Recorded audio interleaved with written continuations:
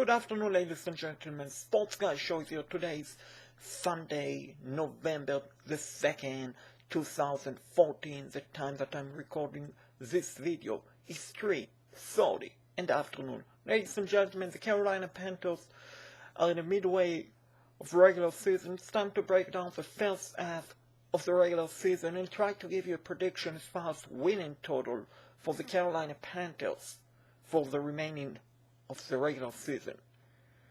Story of the first half for Carolina Panthers has been a bit of up, but mostly down. Team has been very inconsistent. Take for example the Panthers started the season 2-0. They beat a very bad Buccaneers team, but still on the road week 1. Came back week 2. They beat a very good Lions team with a strong chance of making the playoff either by winning the NFC North or by making it as a wild card team. Panthers manhandle the Lions at home. Then week 3, week 4 against the Pittsburgh Steelers. Sunday night football, the Panthers look horrendous. They look horrible. That is when they went downhill. Week 4, they look worst against the Ravens.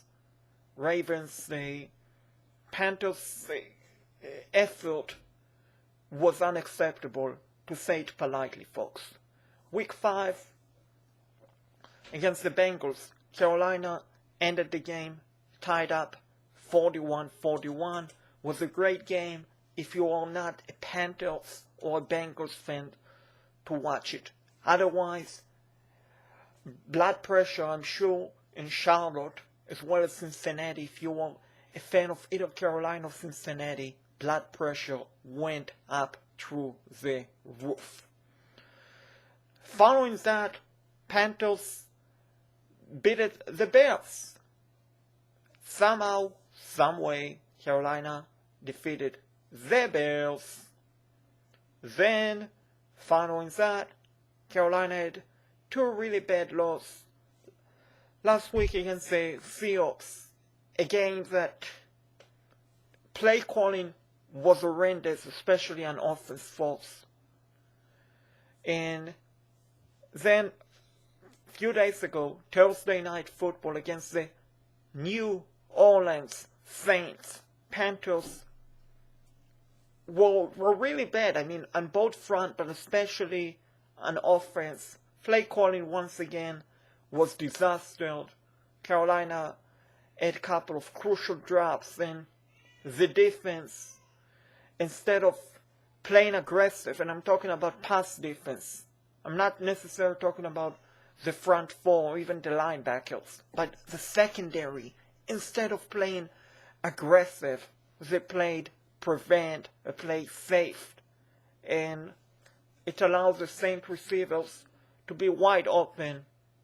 Sometimes they were on coverage, sometimes Panthers defenders stood 10 yards back when the Saints had to gain only 5 yards. As a result of that, Saints won the game 28-10. The score, folks, did not like Carolina look horrible. And positive of the first half for Carolina Panthers, if there is one positive, it has to be the play of rookie wide receiver Kelvin Benjamin. Now, I will say this. Kelvin Benjamin has had crucial drops. Drops that cost the Panthers 7 points. Take, for example, the game against the Seahawks. Kelvin Benjamin dropped a sure what would have been a touchdown. Now, it would have not been an easy catch. If he caught the ball, it would have been in the back of the end zone. But the rule in the NFL and in any professional football you play, or even in high school football, if you have 2 hands on the ball, you need to catch the ball. No if about it. Kelvin Benjamin had 2 hands on the ball, he dropped it.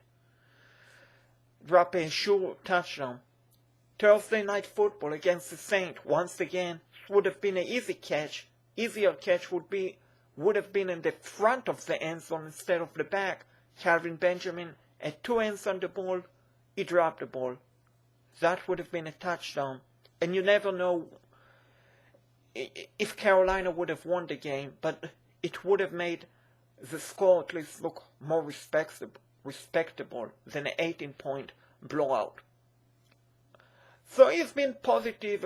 He has 5 touchdowns, caught 5 touchdowns, caught over 500-yard reception, first half of the regular season. I believe he's going to win the NFL Rookie Offense of the Year award.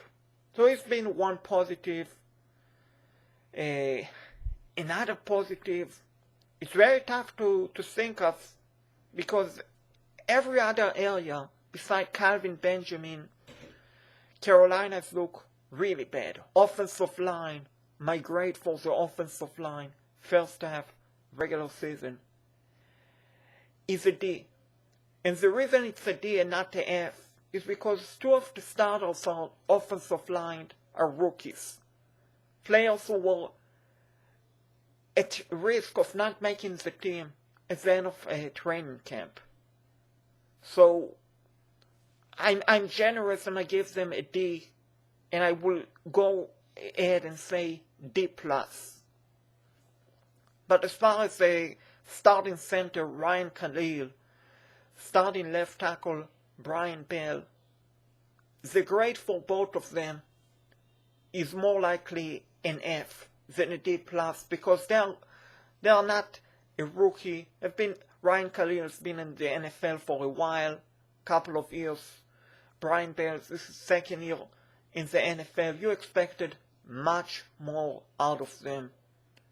And the protection offensive line, especially passing game, has looked really bad. Really, really bad, folks. Running game, so-and-so. You can blame it on the injuries front. Panthers running back injury front. Now, as far as the quarterback play, Cam Newton, I give him a C+.